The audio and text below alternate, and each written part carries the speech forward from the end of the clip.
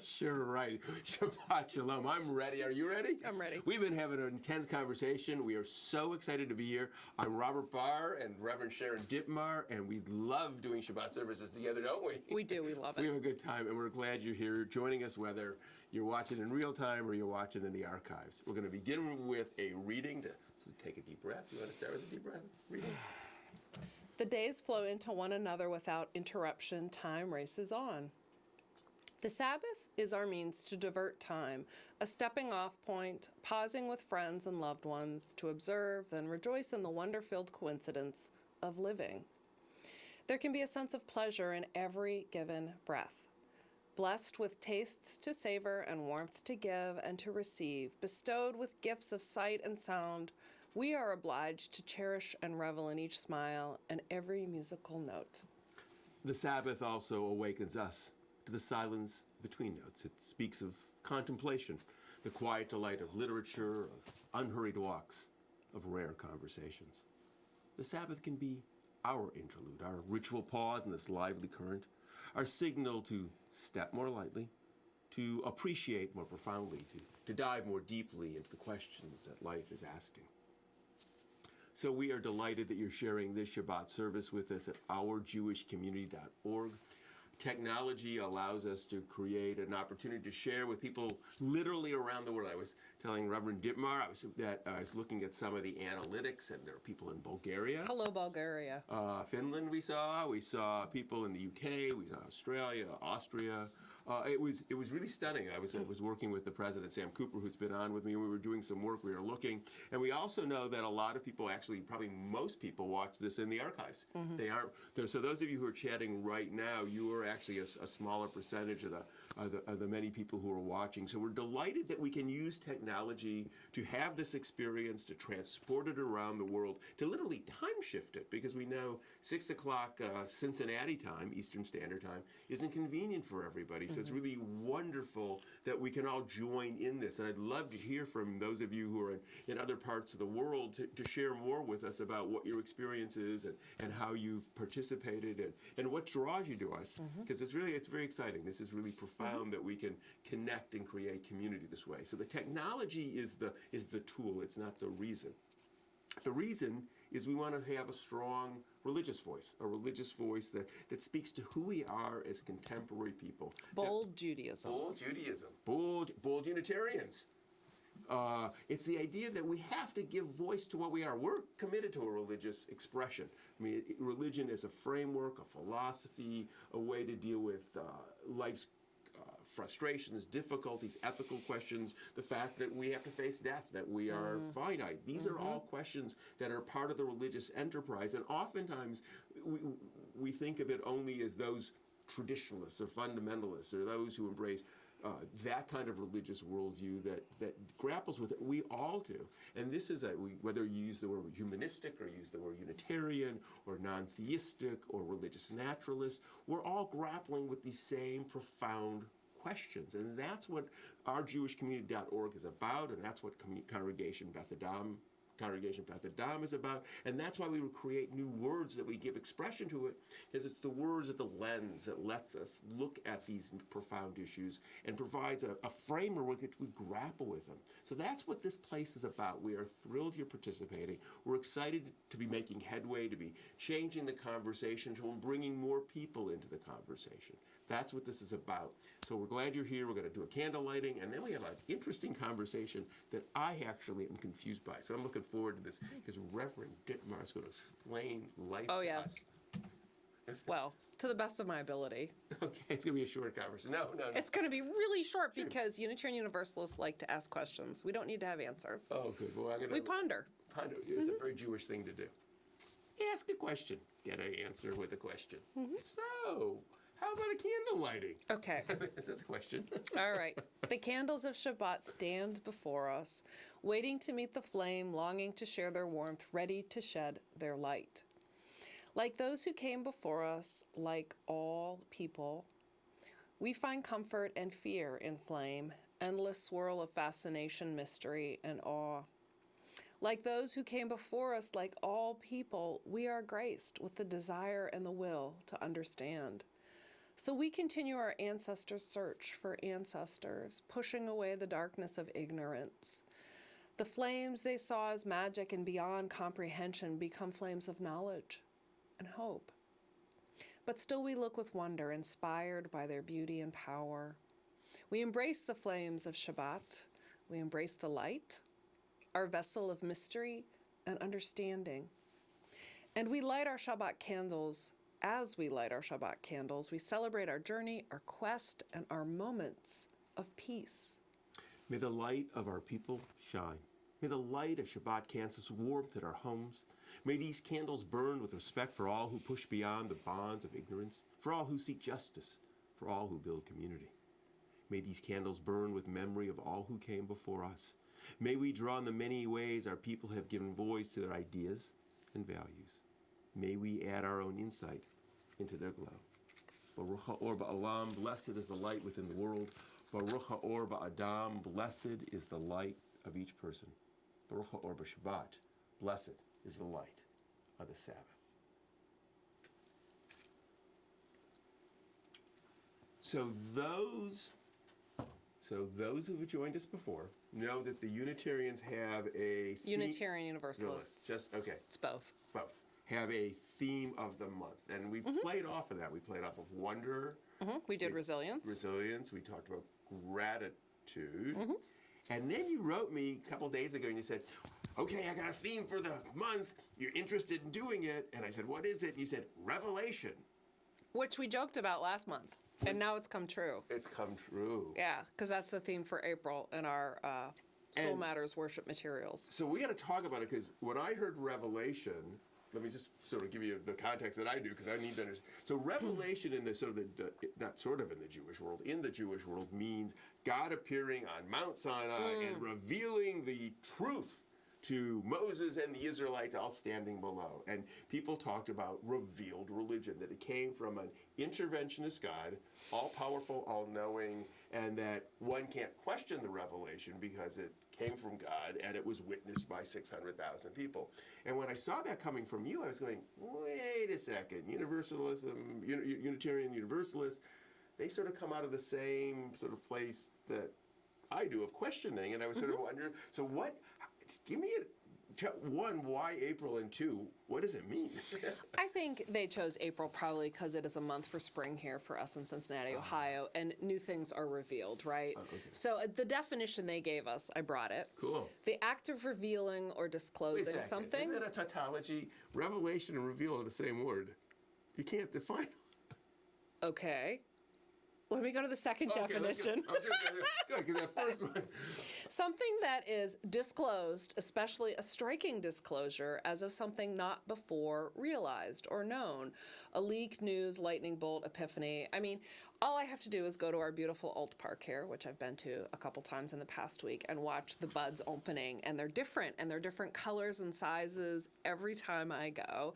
And so it gets disclosed in new ways. But a revelation can also be something that's always been before you, but you did not understand until now. So it's this is natural revelation, Yes. and it's not about, because sort of in the sort of that traditional religious context, it's revealed law and truth. Yeah, there's no interventionist God in this revelation. Right, and so it's not revealed truth in the sense of it's revealed life. Life. Okay, that I get. I have this quote from James Luther Adams, who was a big Unitarian teacher of the 20th century and a minister.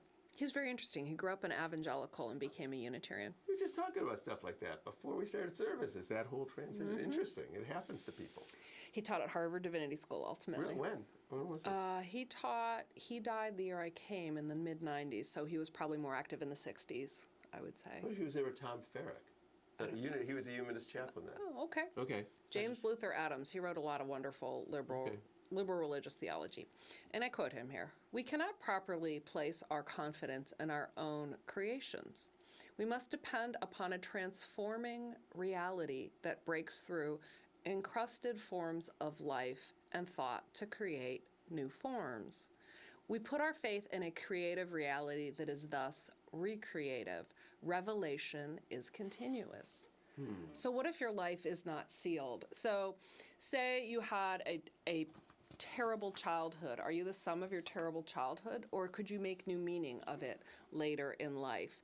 As you develop, you come to know yourself in a different way. Perhaps as you come of age, you come to realize you are a woman attracted to women, or a man attracted to men, something you haven't known before. Or perhaps when your children leave the home someday, if you have children, you redefine yourself. You have a second phase of life. We talk about people retiring too, and that they need to retire if they can retire to something else. You know, retiring to sit in your couch is not awesome, but I know people who've retired to travel the country in a motorhome or start a new hobby. I mean, what can be revealed that's in you that you don't know yet? Hasn't been sparked. So another way to say it might be even use the word self-discovery. Or self-exploration. Yes. Self-discovery, so that you find something out about yourself. This is an interesting way to do it, because certainly people can come to understand themselves in a way, or understand why they respond. I mean, when you were talking about if you had a bad childhood or had even a good childhood, but there was something that was a part of it that was, that you experienced, but as you got older, you still were responding to the world in a particular way. That piece of your childhood was still there, and all of a sudden, maybe through therapy or maybe through some encounter, you go, that's why I keep on doing it. It keeps on bringing this piece of who I was up, and you recognize it, and then you may be able to change as a function. I think it's great. Okay, self-discovery, self-revelation, self-exploration. Or alternatively, let me say too, you could be going along with your own children and suddenly understand your own parents better. They don't seem like such idiots. So the flip side of that can happen as well. Right, yeah. There's things we can't understand when we're children that when we're a lot older, we're like, oh, I get that might have been hard for them. Right. Well, I often talk when I meet with couples who want to marry, a commitment ceremony, that often that they're not going to they're going to come to understand their parents probably better, or their relationship, once they actually are married. Because I say to kids, people are getting married, I say, you only saw a small percentage of your parents' marriage, because most of it was behind closed doors. Yeah. The big fights oftentimes are really behind closed doors. The big arguments, the big struggles that parents have, they don't necessarily want to share them with the kids. Right. If there's big economic hardships or big questions or profound illness, they may share it later and in a particular way with the kids. But I say, when you're married, all of a sudden you're going to see those conversations that your parents were having that you didn't realize they were having. And you'll have new conversations too. But it's like you'll discover something about yourself and discover something about your past that you didn't know was there. The other thing, it just occurred to me. See, it's a great topic. It's a great topic. Because the other thing too, and I'm finding it more. It's interesting. There's a TV show. I don't know. It's Dr. Gates from Harvard, I think, is doing it about finding your path. Oh, Henry Louis Gates. Yeah. Right. I've been talking to a lot of people who are not doing genealogies intentionally, but unintentionally, and all of a sudden they're bumping into their past or parts of the past that they didn't know. Really, people coming up and finding, I had Jewish family members. Nobody told me that. I didn't know that they were part. So that too could be all of that. That's a revelation. And I think what I love this topic is that it tells us we're not finished. Some people are like, shoo, made it to adulthood, I'm finished. But how many of us are really completed at 21 or 25? I mean, it's not adulthood. Well, excellent point. Right? I know people who've married young and who have said, oh my goodness, I changed so dramatically. If I had married older, I think I would have thought differently about it or selected a different spouse. This is a reality. But as we grow older, I think, excavate parts of ourselves that we can choose to excavate parts of ourselves, or they can be unintentionally revealed. So, for example, my dad died a year and a half ago, and I was surprised at how much of my inner character got revealed after his death, about things long put off that maybe I'd hoped to do. It made me think about my family differently, certainly his death, and him differently even. Did it make you think about your own mortality differently? Oh, my goodness. Yes. I spent the last year and a half being like, I'm going to die. I'm like a depressing person now. But, Not really. And, my husband would be like, you were always going to die, Sharon. And I'm like, that's not helpful, baby. That's not what I'm talking about. Well, he's right. He's right. But all of a sudden, I've realized it in a new way, where when I was 30, I was just immortal through ignorance, right? And so my mortality has been revealed to me more profoundly during my father's death. Right. And I think, because it's interesting, because I do a lot of time about ethics. I do a lot of lectures, and you raise that, and it's very interesting depending on the age group, or if they've had a death in their family. Some people, we all know we're going to die, but we don't really believe we're going to die. Correct. And there's a point at which you come to believe it, and sometimes it's with the death of a parent, death of a death of a sibling, right? Death. It changes it, and we go, wow, that really, it's close. I can no longer triangulate at being sort of distant and removed. So that's interesting. So reveal something about your... Yeah, because the alternative to having oneself consistently revealed and becoming self-aware is that you think you're a finished product, which would assume you thought you were godlike or complete somehow. There is, I think... perfect. Yes, Perfect. there is an idolatry of perfection in there, but, Narcissistic. But I think it takes humility to be like, oh, well, maybe I don't have all the answers, or maybe I haven't been totally pleased with the trajectory I'm on. So here's another experience I've had that I assume many of us have had. You're going along in your life, you're being responsible, you're trying to be a good spouse, a good parent, a good employee. And somewhere along the way, so many years have gone by, you're like, well, who am I? I've spent so many years being responsible. I'm not sure who I am. I mean, I got trained for a profession, I like what I'm doing, but... if I've only got 30 or 5, maybe if I'm lucky, years left, what do I want to do with this one wild and precious life? I mean, talk about a revelation. That's a quote from Mary Oliver poetry. Which part? What will I do with this one wild and precious life? Yeah, that's. I mean, I don't know in your career, but that's a sermon I've given. I mean, I really ask people that question, and it forces me to. I was giving a lecture, ethics, to the.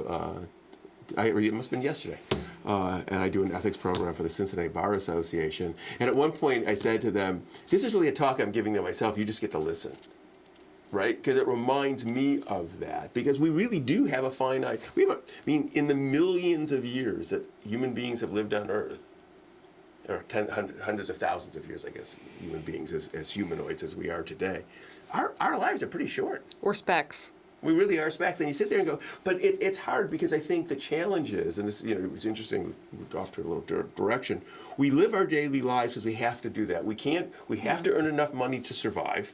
We have to have shelter. We have to have certain basic kinds of things. And in the process of doing that, we can get so encumbered we forget what the long picture is. Sure. How do we hold both things in our pocket simultaneously, the short term and the long term? And I want to share with you something else too. So this past year, I've been in a leadership program called the Academy of Leaders through the Center of Courage and Renewal. It's a Parker Palmer program. For those of you who don't know, Parker Palmer, Quaker, activist, writer.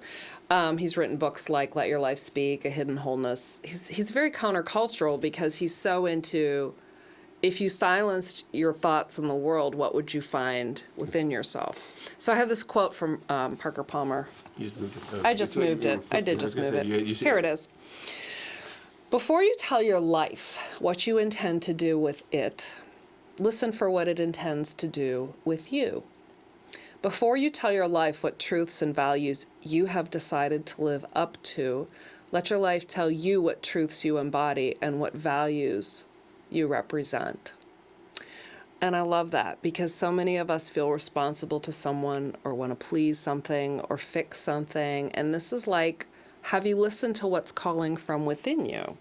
I mean, it's interesting. There's a very Eastern sort of feel to it, right? That sort of sense of stillness. And I think that's one of those challenges is, I think finding balance is the hardest thing. I don't think life can be all one thing or the other. I think it really is about balance and moderation and figuring that. And it's hard because you can get drawn to one side or the other. I've met people who are overly self-absorbed. They're always sitting in, their lives are about themselves. They have no responsibility. I have to say, I think we all have a responsibility to each other.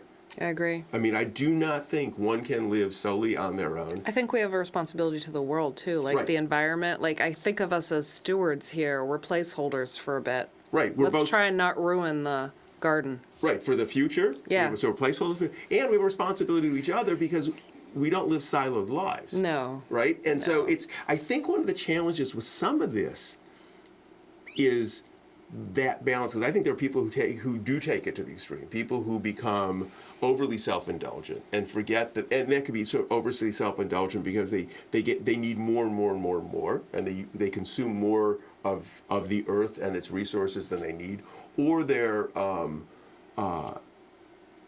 uncaring of the rest of the world. They seem to think that they have a piece of it. And there are other people who are overly giving, I think, sometimes, and don't remember that they have a right to self happiness as well.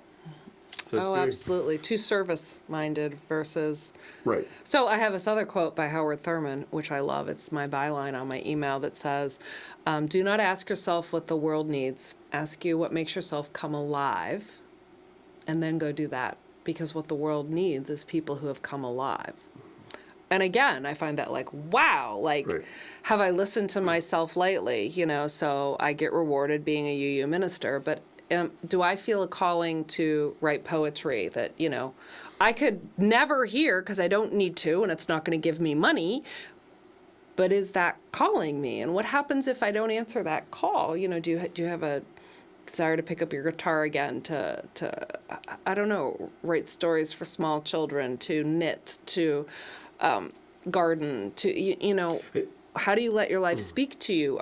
Would you even know, would you hear it? When it's speaking to you, would you even hear it? Or are you just so busy you can't? No, other people, I mean, I find there are people who are always, and this is, I think, too, for those of us who are fortunate enough to have enough to eat and enough to, right? I mean, there's this, if there are some folks for whom this stuff is, this is higher order. This is like when you have shelter and clothes and housing and safety. And I think, and you know, and so I think that's, which is sort of interesting or concerning, or I mean, I wonder too when, you know, so when you read about Buddha, you know, he was wealthy. Yes, right? and he left it. He left it because he saw that there was things. Yeah. But he came out of wealth. He didn't come out of poverty. No. Right? And that, so one wonders how we respond to that. But I think it is a challenge, because I think trying to discover oneself and to be self-revelatory and to be and to hear our own calling, and simultaneously remembering that if we have kids, we have a responsibility. Because, you know, I've seen parents who are more concerned about themselves than their kids. And to me, there's something wrong with that.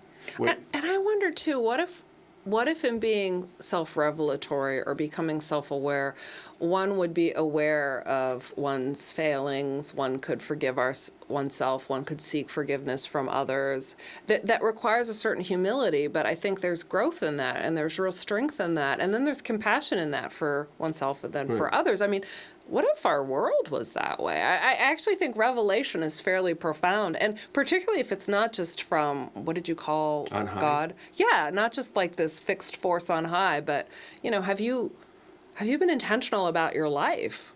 And ask yourself this yearly. Mm-hmm. And right, I think people should. I think that in Judaism we have a period of that. And look at the world. The world's telling us something. The world's heating up. It's telling us something. It's revealing something about the nature of the earth and how the systems function. Systems have a function. We live in a world that has systems in it. Yes. Right? The laws of nature are systems. It's revealing, and are we willing to pay attention to it, or do we not like what it tells us? Yeah. Right? I mean, it's an interesting, because this is about, what understanding it this way, it is about a range of discovery, both self-discovery, good and bad, discovery about the world we live in, good and bad, and leading us onto that place, and being open to the possibility. I guess to me this is about open possibilities. Good and bad possibilities. So a question, because Parker Palmer likes open and honest questions. Those are questions you can't answer with a yes or no, and you don't know the answer. It's an awesome question to ask. So wait, is this a test? Is this like a trivial pursuit? No. But so a question I will leave us with is there something you might like to do that you have not yet tried? And I will tell you how I answered this. I'd always wanted to go whitewater rafting, and last year I finally went at the fine age of 48. You know, most people do that a lot younger. I loved it. Did you? Are you going to go again? Yeah, I hope so. And I hope to get dumped again. I loved it. Okay. But, you know, so is there something calling to you might like to take a chance on, and only you can answer that? Well, I think it's a great way to end. So ponder that question. That's exciting. What's calling to you? Listen real quick. You gotta be quiet sometimes to hear it too. You gotta just sort of pay attention to yourself. Yeah. Cool. Well, that's exciting. Well, I hope you get to go wear your vest. I did, and the and a helmet. helmet? Oh yeah. Oh yeah, because you're. You gotta gear up, man. So when I was 40, I learned how to scuba dive. That was something I awesome. haven't gone since though. That's I want to do it again. I learned. I mean, I'm certified. I have my C card. My husband loves scuba diving. I don't get to do it much. I really wanted to do it more. Okay. Exploration. We're going to continue with the challah. Let's go explore that challah and see what the question And is. how will I find the challah this week? You'll find it by looking under the cloth. I believe in March I requested a freshly scented, newly baked challah. Well, in March there was one. Maybe for May, we could try for May. We'll do it for May. Well, May. A fresh one for May. This is, okay. It's not, yeah. We've been going through them. Okay. Cool. So if you read that. At this moment, we come together to welcome the Shabbat. We take pause, breathe in life, and reflect on the importance of each of our lives. We feel the touch of spirit on the body, the warmth of fellow human beings. We embrace our uniqueness and our diversity, our capacity to create, to explore, to change our world. In sharing the challah, the Sabbath bread, we nourish our spirit. We are connected with each other and with our ancestors, with the earth, the sky, and the whole of nature. Baruch Hamalka Peinu, blessed is the work of our hands. Baruch Hazon Ha'adam, blessed is the vision of our minds. Baruch Lechem Ha'aretz, blessed is the bread of the earth. And then you have some juice, there's some wine, join with me. Life is a wondrous gift. The mind observes with awe and appreciation flows from the heart. Life's joyful bounties are unveiled, such treasures abound in ordinary moments. A familiar face, the simplicity of a smile, tender kisses, the warmth and security of a hug, enchanting melodies, the grace of dance, the coolness of sculpted marble, a remarkable story, the complexity of atomic structure, thunder's reverberation, the shimmering of a rainbow, intoxicating rose petals. These moments become opportunities to affirm that which is good. So we lift the cup, a tribute to life's enchantments. May we find joy and contentment in our human endeavors. Bruchim ha'chayim ba'olam, blessed is the life within the world. Bruchim ha'chayim ba'adam, blessed is the life within each person. So we say, l'chaim. L'chaim. To life. So, today is April 15th. In the United States, this would have been tax day, but it's not. It's April 18th this year because of Emancipation Day, which is celebrated in D.C. on April 16th. But because it's on a Saturday, it's today in D.C. So we all get 2 more days to hold our money if we have it, or pay our taxes if we don't. Okay, so next week is April 22nd, it's Friday night. It's the first night of Passover. We're going to stream our service at 5 o'clock. Mark your calendars. Those of you who watch live, mark your calendars. Those of you who watch in archives, it won't matter. But we're going to do it at 5 o'clock, from 5 to 5:30, me and I and me. We're going to do that at 5 o'clock. On Saturday, April 23rd, the next day, we're going to do a streaming model Seder. Somebody wrote me and says, well, what are you going to do online? We're going to do it a little bit differently this year than last year. Rather than we're going to do more of a model Seder. We're going to talk a little bit more about where Passover came from, how did it work. We'll read part of Haggadah. I and I will be doing it together. We'll have some of the foods here, but we'll read from our Haggadah and talk about the evolution of the holiday. Great experience. Be together. Those of you who are online at that time can chat and do that as well. Third, if you haven't and you're looking for a wonderful Haggadah to purchase, go to our jewishcommunity.org and go to where it says shop and go and buy some Beth Adam Haggadahs. We wrote them. They're very good. Obviously, I think so, but I think even an objective observer. Do you think so too? See? It's very poetic what you write here. Great, thanks. So, and we really try to create a Haggadah that really recognize the evolution of the holiday, brought together history and myth to sort of make sure that we understood both. It's written in English. It is a manageable length, so you can actually do it. You can order them, go online and do that. We will get them sent out lickety-split. Don't wait too long because the Postal Service presents problems if you wait too long. So do that. Always check our Facebook page. So if you haven't lately, go to CincinnatiOJC.org. We have a new blog up and a new video with Daniel Hope Daniel Hope, the musician, performed all at Lytton and First Church and at Beth Adam. Very interesting man.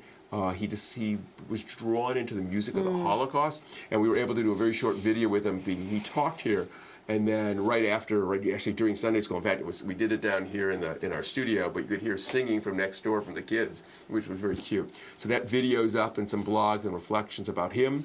Also, soon we'll have an interview with Bart Campola, and I'll be posting a service that Bart and I did as well. We have all kinds of things. We have some new services from Rami Shapiro that I haven't posted. I'm going to be posting a service from my brother.